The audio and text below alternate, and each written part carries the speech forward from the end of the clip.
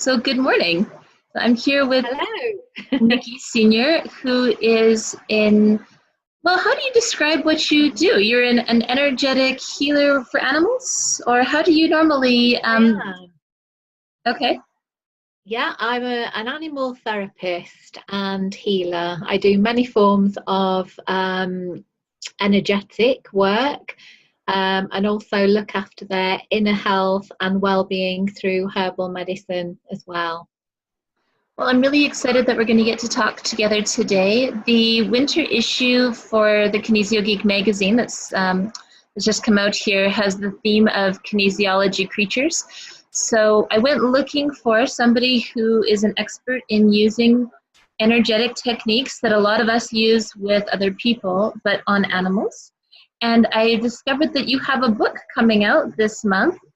And so I Yeah, was hoping we could talk a little bit about the book and yeah, also a little bit about how you work with some of your techniques in order to help animals feel better. yes, Um, yeah.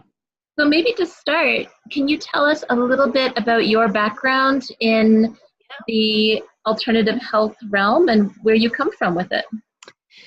Yes, basically, it all started when I was about 3 years old. I started to experience different levels of energy work. I didn't know what it was, my parents didn't know what it was, but I'm an only child and I pestered my parents to get me a cat. Um, Sadly, the cat that my dad came home with from his work was a semi-feral cat that they managed to trap. We noticed after a couple of weeks that he wasn't really responding to myself or my parents, and he was hiding up. Managed to coax him to come out and be a little bit more friendly, but then we noticed that he had like a hard ball in his stomach. That's him, by the way. I don't know whether you can see that. That's me, aged 7, with Timmy. We took him to the vet, and the vet diagnosed a renal tumour, sadly. And my dad explained what this meant, that we'd have to make a decision to probably have him put to sleep within the next few weeks. The vet said to bring him back in 6 weeks' time. We took him back, and the tumour had disappeared. Now, in this time, I'd been giving the energetic healing work. I'd been sitting with Timmy every day between nursery school visits, um, sitting with him on my lap and just channeling energy. I can't explain what I felt then. I can't explain where it came from, but all I knew that Timmy was responding very well. Now, I'm not that egotistical to say it was anything that I did which shrunk the tumour, or whether it was veterinary tablets that he was on to ease the pain. But the vet was absolutely astounded, and this was, bearing in mind, this was about 1977 at the time, so veterinary medicine wasn't as advanced as it is now. But he showed us the X-ray which he'd taken on the initial visit. The tumour was there. On the second visit, it had disappeared. So that was a really eye-opening experience, and I would say my first experience of healing and giving healing to an animal. So that was when you were 7 and you had no training or any idea what you were doing. You were just intuitively sending love and... That's it. Right. Yes. Okay. Yeah, that's it. But yes, that was, I don't know whether you can see that. That was Timmy. Yeah. And Timmy actually passed away another 11 years after that. So, and he died of old age. Wow. Yeah. Okay. So fast forward a few years later, I know that you do have a background in kinesiology work. Yeah, I graduated in a number of health therapy modalities round about 96, 97 time, because I was doing a psychology degree. And halfway between doing that course, I'd got another 6 months to go from nearly a 5-year course. I had a stroke, and it was the date of my first wedding anniversary. And I turned my life around, basically. I didn't know whether I wanted to go back to being doing my psychology degree, or whether I wanted to totally change my life around. And having refused all orthodox medicine myself and looked into complementary methods of helping me get back to good and full health, I decided to finish my degree but not practice in psychology. But I decided to practice in various complementary therapies. So I graduated as a kinesiologist, reflexologist, body massage therapist, etc. And then I went on to teach those modalities in further educational establishments. Wow. Okay. So then let's talk a little bit about the shift from studying these things, which I'm going to guess your intention was to work with humans at that point in time, to working with animals. Yeah. So when you're working with these energetic techniques with animals, do they need to be adapted a certain way in order to be effective, or do you find that it's just the same as working with humans? No, it's vastly different. It's vastly different because humans are far more complex creatures. You know, they have preconceived ideas about how a treatment is going to work or how it's going to enable them to get back to some normality or full health. Animals don't have any preconceived ideas, so we have to read them a lot more than we do the human body. So animals would they would present themselves in a different way to how humans would. We can read between the lines with humans in terms of how a treatment is able to be instigated and implemented. With animals, we're reading the energy and their body language, and it's totally different how we apply the modality to what it would be to applying it with a human being. And we've got a lot more laws as well in the UK. The law is more lax or more lenient if you're working with human beings than what it is if you're working with animals. It's there's a lot more things that we need to follow and be aware of. That seems sort of backwards, doesn't it? Sorry?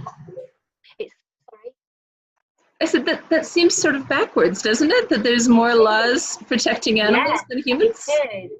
That's it. Yeah, well, anybody can set up as lots of weird and wonderful therapists in England to work with humans, but you can't when you work with animals because we're heavily regulated, and we've got a law in place which is the 1966 Veterinary Protection Act that prohibits a lot of therapists from practicing with animals.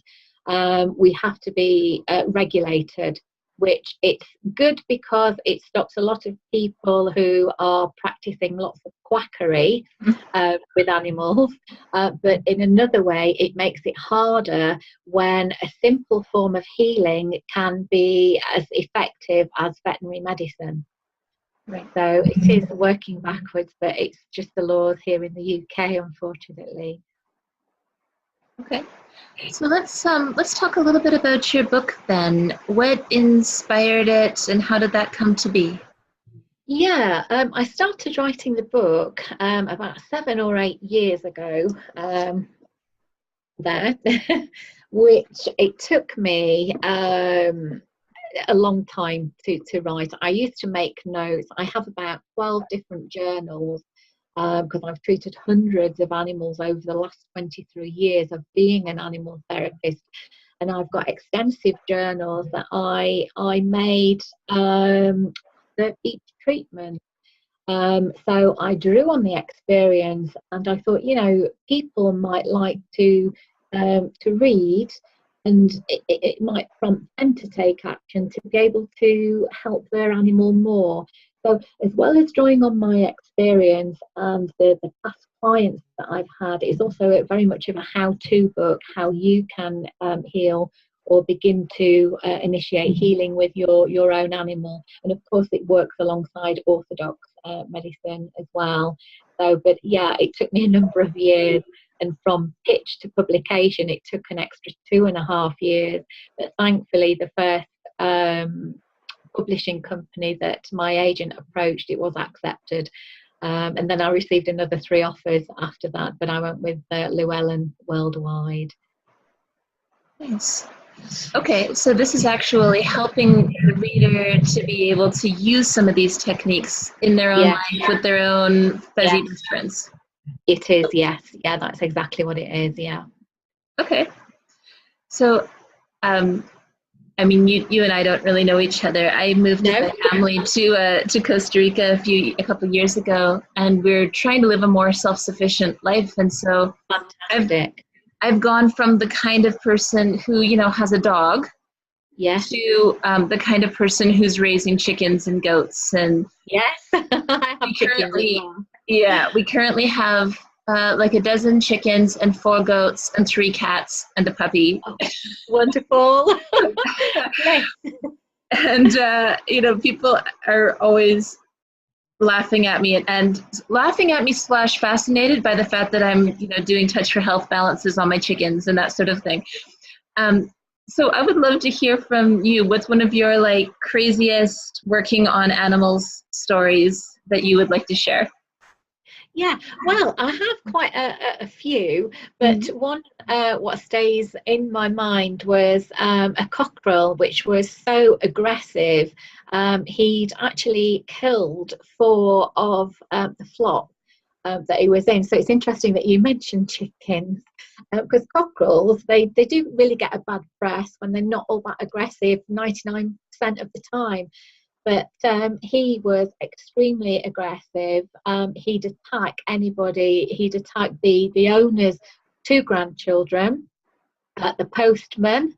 The post guy refused to deliver letters because one day he found the cockerel on his back, and he was sort of pecking his neck. He was so aggressive. So I thought, crikey, I've got my work cut out for me here. So when I went to the small holding, which is in Norfolk, near to where I live, I sort of sat down, and the guy who owned the cockerel, he said, "Oh, you don't sit down. I wouldn't risk your life." Anyway, I pulled a mat up, I sat down, and the cockerel was just intrigued. He circled me. He sort of tried to get on my arm, and it was staring at me, and I thought, crikey, I want to end up with my eyes intact. I don't want them to be pecked. So I sort of raised myself up gradually, and he sunk to the floor, and he just looked up at me, and I thought, we've made some sort of connection here. So we put him, ushered him into his chicken run on his own, and I worked with him distantly. At the end of the session, which took about 55 minutes, he was pressed up against the side of the pen, the mesh bars, onto my hand. And, you know, that took just the 50 minutes. I see him now because I treat their pony and their horse. But every time I go, he runs up to me, flaps his wings, and it's almost like we have a cuddle. So we really understood each other. I don't know what happened in that 50 minutes, but he's not aggressive anymore. So, and the postie actually does come through the gate now, whereas before it was just leaving the letters in a hole in the hedge. But no, now he does. But the aggressive cockerel, he does. It was the most profound healing and one of the most quickest, shall we say. So when you say that you were working distantly on the bird, what techniques are you using with that? Is that similar to Reiki, or? Yeah, it's not Reiki, because with Reiki you're using different symbols. So the Choku Rei, the Seihiki, the Honsha Lee Shonen. I don't work with Reiki a lot of the time. I work with my Aikin technique, which is a technique that I've developed over, the last 20 odd years, but it works with colours.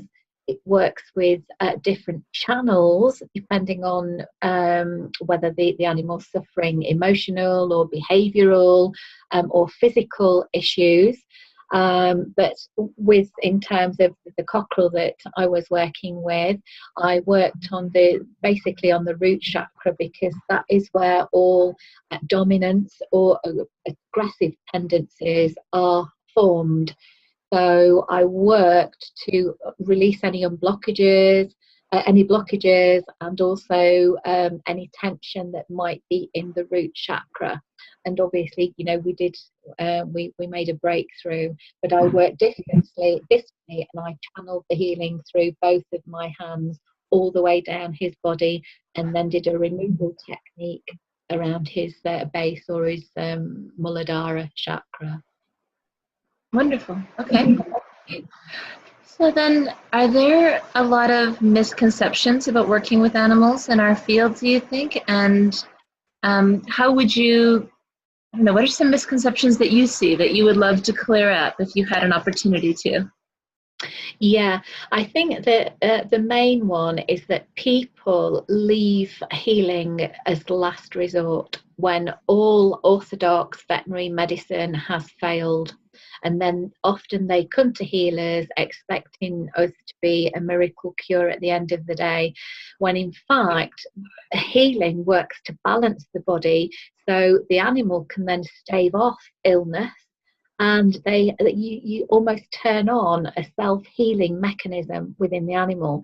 So it's sad that people leave healing as the last resort, and expect us to be miracle cures. We're not miracle cures. We've all got time on this earth, and we're all part of the death, birth, rebirth. So we're never going to stop people or animals from passing on when their time is ended. But that's one of the misconceptions that we have, that people expect us to be miracle workers when I'm just an ordinary person. And I really don't like it when people say, oh, you have a gift. We all have that gift. It's built within us from our ancestors. They didn't have the medicines, the modern medicine that we have today. So they worked with plants, they observed the seasons, they worked with nature to bring about healing. And healers do that today. We're nothing special. It's something that we're all capable of doing if we only open our hearts and our minds to be able to recognise what we can do and what we're capable of achieving with animals and humans. I agree with you completely. There's because we get a lot of that when we do this kind of work. There's an Andrew Weil quote that I like, where he says that a healer is someone who was sick and got better, and a great healer is someone who was sick and got better quickly. And yeah, exactly. I like that. Yeah, when you use that, it's like we are our own healer, right? Yeah. I can come over there and help you. I can offer knowledge or insight or help you remove stress, but in the end, it's up to you to heal, not me. That's it. Exactly. That's it. You can't heal someone else if they're not willing to be healed or be part of the process. You can give them the tools, and then it's up to them how they use those tools. I think people say to me, oh crikey, having a stroke. I was only 25 at the time, and people say, crikey, that must have been so disturbing. It was the most frightening time of my life. I didn't know whether I was going to live or that I was going to die, but it was the best thing to have ever happened to me, because it enabled me to be where I am today. So I turned my life around through my own self-healing, and it was the best thing. It was an enlightening and a wake-up call for me. So it moved me forward. Right. So as you were talking then, another question popped up into my head, Okay. which is, do you find that animals are in general very receptive to the work, or do they have blocks against it, like people sometimes do? Yeah, they are very, very receptive towards healing. Often you will get animals which don't know what the energy is, they don't understand it, so they will move away, and it may take, 2 or 3 sessions before you can have a breakthrough. But the block that an animal might have nearly always come from their human, because animals are very good at mirroring what a human is actually feeling. So they take on board the energy that the human might be emanating from them during a session. So if you get a nervous person who's say brought their dog to me and that they're twitching, their dog will pick up on that. So the dog might not be as relaxed as what they may be if the human wasn't there. So there's a lot of mirroring going on. And for instance, if I go out to see an animal who's suffering some sort of skittish behaviour, I'll look at the human, how they are behaving, and generally the animal is exhibiting what the human is doing. So there's always like a connection there. Yeah, I know in my work I've had a lot of success using Bach flower remedies with animals. Yes, I do Bach as well, yes, yeah. And you can see how the remedy mirrors the human that has... Yes. Yeah, it's quite uncanny that as well, isn't it? Yeah, it's that there's definitely a connection there, yes. So then, last question, any resources or books, materials, courses that you would recommend for people who are really interested in learning more about this, other than your own, of course? I can't really recommend any courses, but there are lots of different books out there. I would say when people contact me in the first instance, they'll say, what course do you recommend? Well, it depends what area you're interested in, because healing spans a multifaceted, lots of multifaceted levels. Even within, energetic work, you'll get chakra energy, you'll get spiritual healing, you'll get Reiki. There's all different avenues that turn one type of person on, and then others will move away from it and want a more direct source, say like herbal remedies or your Bach flower remedies. It depends. Whatever facet I think you're interested in, then there are books out there. Lots of different resources. You have a look on the net and find out what works for you. But I think if we can look what we need, this often helps our animals as well. So how do we need healing as a human? We can then look at how our animals will take to that as well. Wonderful. All right. Well, thank you so much for talking to me today, Niki. Any last minute thoughts that you want to share before I turn this off? I think that the main thing that I would say, don't think that being a healer is for the gifted.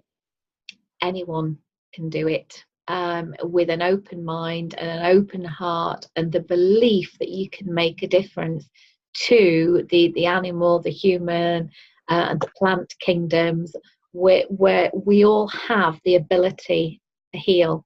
It's just pulling it up and recognizing it.